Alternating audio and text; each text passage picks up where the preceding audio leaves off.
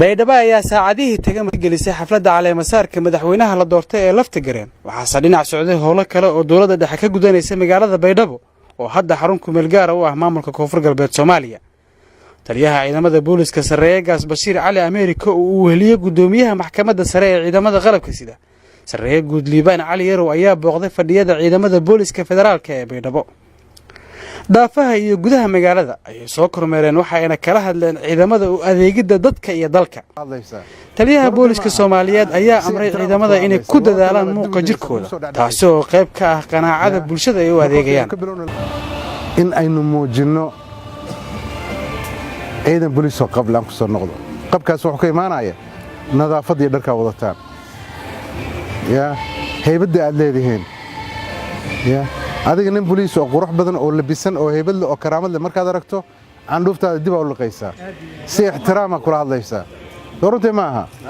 si ixtiraam kula hadlaysaa laba talaaba dib u degaysaa mugu soo dhacdhacaysa marka horta aynu ka bilowno lafteena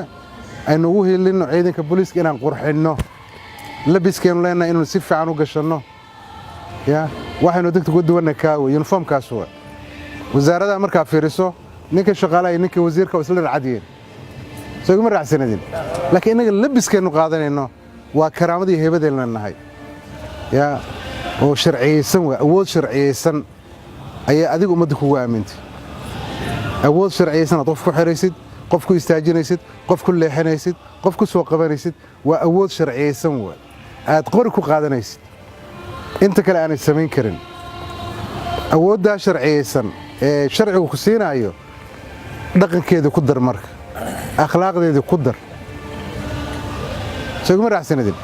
akhlaaqdeeda ku dar waxaynu sameynayna waa yani ficil way laakiin ficilku akhlaaq la socoto salaadaynu tukanayna waa ficil way. General Liibaan Cali Yarow gudoomiyaha maxkamadda sare ee ciidamada qalabka sida ayaa u sheegay ciidamada kaliya inaysan u joogin ciqaabtooda dadaal kastana ay ku bixiyaan u turidda ciidamada balse taa beddelkeeda ayuu weydiistay inaysan naftooda iyo shacabkaba aysan ku xadgudbin. haddii fal aad geysato in sharci ka dambeeyo yaana lagu xadgudbin muwaadiniinta deegaankan iyo muwaadiniinta Soomaaliya dhamaantooda sababtoo ah haddii talaabo ay ka soo horjeedo sharciga ay ka soo horjeedo maxkamad ciidana ka dambaysa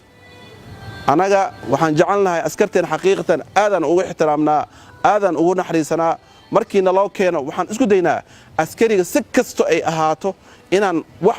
badan laga khafiifiyo sababtoo ah daruufta maanta wadanka uu ku jiro ayaa keenayso askariga in loo naxariisto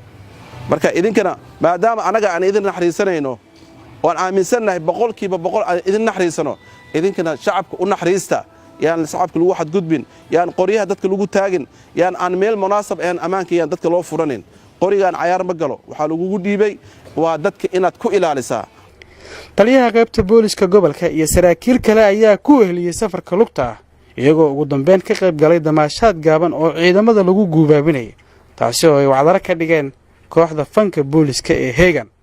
Cabduqaadir Ciise warbaahinta qaranka magaalada Muqdisho.